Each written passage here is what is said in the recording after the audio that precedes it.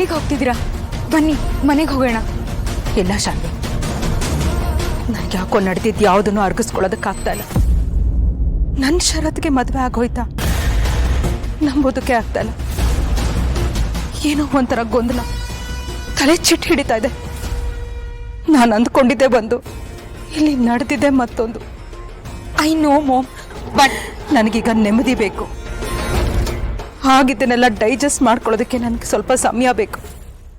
So ಜಾಗ ಬದಲಾವಣೆ ಆದರೆ ನಡೆದಿದ್ದನ್ನೆಲ್ಲ ಆಕ್ಸೆಪ್ಟ್ ಮಾಡ್ಕೊಳ್ಳೋದು ಸುಲಭ ಆಗುತ್ತೆ ಅನ್ನೋದು ನನ್ನ ಅಭಿಪ್ರಾಯ. You mean mom?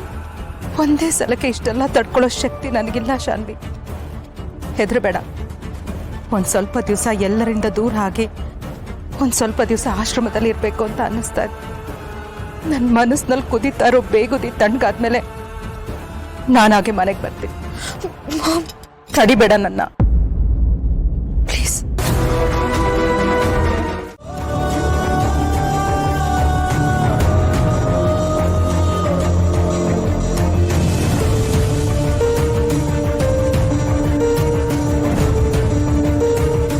ಅರೆ ದುರ್ಗಾ,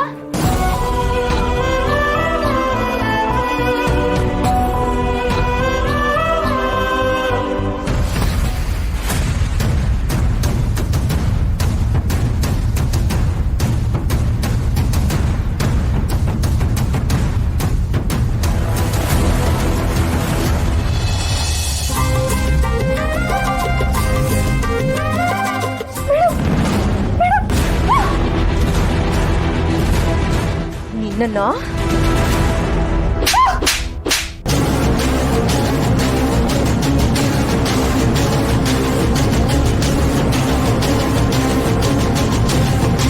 ದಮಯಂತಿ, ಏನ್ ಮಾಡ್ತಾ ಇದ್ಯಾ? ಯಾಕೆ ಕೊಡದೆ ಅವಳಿಗೆ? ಯಾಕ ಇವಳು ಮಾಡಿರೋ ಕೆಲ್ಸಕ್ಕೆ ಇವಳು ನಾವು ಹೊಡೆಯೋದಲ್ಲ, ಮೈ ಚರ್ಮ ಸುಲಿಬೇಕು. ಮಾಯಂಗೆ ಎಷ್ಟು ದ್ರೋಹ ಮಾಡಿದಾಳೆ ಅಂತ ಗೊತ್ತಾ ಅಣ್ಣ? ಇವತ್ತು ಇವಳು ಮಾಡಿರೋ ಕೆಲ್ಸಕ್ಕೆ ನಮ್ಮ ಮಾಯ ಪ್ರಜ್ಞೆ ಇಲ್ಲದೆ ಒಳಗಡೆ ಮಲಗಿದಾಳೆ. ಮಾಡೋದೆಲ್ಲ ಮಾಡ್ಬಿಟ್ಟು ಬಾಗ್ಲ ಹತ್ರ ಬೇರೆ ಬಂದು ನಿಂತಿದ್ಯಲೇ. ಸಾರಿ ದುರ್ಗಾ, ಇದ್ರಲ್ಲಿ ನಿನ್ ತಪ್ಪೇನೂ ಇಲ್ಲ. ತಪ್ಪೆಲ್ಲ ನಂದೆ. ನನ್ನಿಂದ ನೀನ್ ಎಲ್ರ ಕೈನಲ್ಲಿ ಬಯಸ್ಕೊಳ್ಳೋ ಹಾಗಾಯ್ತು. ಛೇ, ಆಹಾ, ಮಂಟಪಕ್ಕೆ ಬಂದಿದ್ದೇನು, ಹಸೆ ಮನೆ ಮೇಲೆ ಕೂತಿದ್ದೇನು? ಎಲ್ಲಿಂದ ಮತ್ತೆ ಈ ಧೈರ್ಯ ನಿನಗೆ? ಅಲ್ಲ ಕಣೆ, ಪಾಪ ನಮ್ಮ ಮನೆಯವರೆಲ್ಲ ತುಂಬಾ ಒಳ್ಳೆಯವರು. ಯಾರಿಗೂ ಭೇದ ಭಾವ ಮಾಡಬಾರ್ದು ಅಂತ ಎಲ್ಲರೂ ಪ್ರೀತಿಯಿಂದ ಮಾತಾಡಿಸ್ತಾರೆ. ಹಾಗೆ ಕಣೆ, ನಿನ್ನನ್ನು ಒಂದ್ 4 ಪ್ರೀತಿಯಿಂದ ಮಾತಾಡ್ಸಿದ್ರು. ನೀನು ನಮ್ ಶರತ್ನ ಮದುವೆ ಮಾಡ್ಕೊಳಕ್ಕೆ ಪ್ಲಾನ್ ಮಾಡ್ಬಿಟ್ಟಿಯಾ? ಹೇಳೆ, ಎಷ್ಟು ದಿನದಿಂದ ಈ ಪ್ಲಾನ್ ಮಾಡ್ತಾ ಇದ್ದೆ?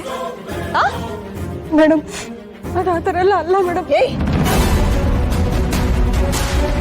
ದಮಯಂತಿ, ಯಾಕೋ ನಿಂದ ಅತಿ ಆಯ್ತು. ಅವಳು ಏನೋ ಹೇಳೋದಕ್ಕೆ ಪ್ರಯತ್ನ ಪಡ್ತಾ ಇದ್ದಾಳೆ ತಾನೆ? ಇವಳು ಇನ್ನೇನ್ ಹೇಳ್ತಾಳಣ್ಣ? ಹೇಳಕ್ ಇನ್ನೇನ್ ಉಳಿದಿದೆ? ಎಲ್ಲನೋ ನಾವೇ ಕಣ್ಣಾರೆ ನೋಡ್ಲಿಲ್ವಾ? ಡ್ಯಾಡ್, ಒಮ್ಮೆಗೆ ಓಡಿಯಾಕ್ ಮಾಡ್ತಿದ್ದಾರೆ. ಅದೇ ನನಗೂ ಗೊತ್ತಾಗ್ತಿಲ್ಲ. ಇದ್ಯಾವುದು ಸ್ಕ್ರಿಪ್ಟಲ್ಲಿ ಇರ್ಲಿಲ್ವಲ್ಲ ಮೇಡಮ್. ಅದು ಹಾಗಲ್ಲ ಮೇಡಮ್. ಮುಚ್ಚ ಬಾಯಿ ಅಂದೆ. ಹೇಳಕ್ ಇನ್ನೇನೆ ಉಳಿದಿದೆ? ಇದನ್ನ ಬಿಟ್ಟು ಬೇರೆ ಏನಾದ್ರೂ ಹೇಳೋದಿದ್ರೆ ಹೇಳು, ಕೇಳಿಸ್ಕೊಳ್ಳೋಣ.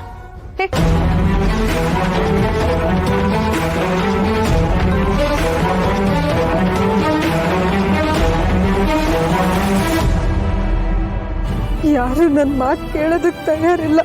ನಾನು ತಪ್ಪು ಮಾಡಿದ್ದೀನಿ ಅಂತ ಇವರೆಲ್ಲ ಈಗಾಗಲೇ ನಿರ್ಧಾರ ಮಾಡಿಬಿಟ್ಟಿದ್ದಾರೆ. ನಾನು ಏನ್ ಮಾಡ್ಲಿ? ನನ್ನ ಕ್ಷಮಿಸು ಅಂತ ನಾನು ಯಾವ ಬಾಯಲ್ಲಿ ಕೇಳಲಿ ದುರ್ಗಾ? ನನ್ನ ಸ್ವಾರ್ಥಕ್ಕೋಸ್ಕರ, ನನ್ನ ಗಂಡ, ನನ್ನ ಮಗಳಿಗೋಸ್ಕರ ನಾನು ಹೀಗೆಲ್ಲ ಮಾಡಿಬಿಟ್ಟೆ. ಆದರೆ ಒಂದು ಕ್ಷಣನೂ ನಾನು ನನ್ನ ಒಡ ಹುಟ್ಟಿದ ತಂಗಿ ಬಗ್ಗೆ ಯೋಚಿಸ್ಲಿಲ್ವಲ್ಲ. ಛೇ, ಇಲ್ಲ ದುರ್ಗಾ, ಇದನ್ನೆಲ್ಲ ನಾನು ಸರಿ ಮಾಡ್ತೀನಿ. ಆ ಜವಾಬ್ದಾರಿ ನಂದು. ನಾನು ನಿನ್ನ ಮೊದಲನೇ ಸಲ ಭೇಟಿ ಆದಾಗಿಂದ ಇಲ್ಲಿವರೆಗೂ ಏನೇನಾಯ್ತು ಯಾಕಾಯ್ತು ಅದೆಲ್ಲಾನು ನಿನಗೆ ನಾನು ಬಿಡಿಸಿ ಹೇಳ್ತೀನಿ. ಮುಚ್ಚಿಟ್ಟಿರೋ ಪ್ರತಿಯೊಂದು ವಿಷಯನೂ ನಾನು ನಿನಗೆ ಹೇಳ್ತೀನಿ. ನಿನ್ನ ಖುಷಿಯಾಗಿಡೋದಕ್ಕೆ ನಾನು ನನ್ನ ಶಕ್ತಿ ಮೀರಿ ಪ್ರಯತ್ನ ಪಡ್ತೀನಿ ದುರ್ಗಾ. ಇದು ನಿನ್ನ ಅಕ್ಕ ನಿನಗೆ ಮಾಡ್ತಿರೋ ಪ್ರಾಮಿಸ್ ಅನ್ಕೋ.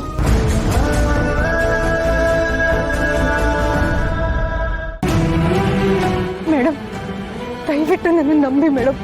ಮಂಟಪದಲ್ಲಿ ಏನಾಯ್ತು ನನಗೊಂದು ಗೊತ್ತಿಲ್ಲ. ನಾನು ಹೇಗೆ ಮಂಟಪಕ್ಕೆ ಬಂದೆ, ಅತ್ತೆ ಮನೆ ಮೇಲೆ ಹೇಗೆ ಕೂತೆ,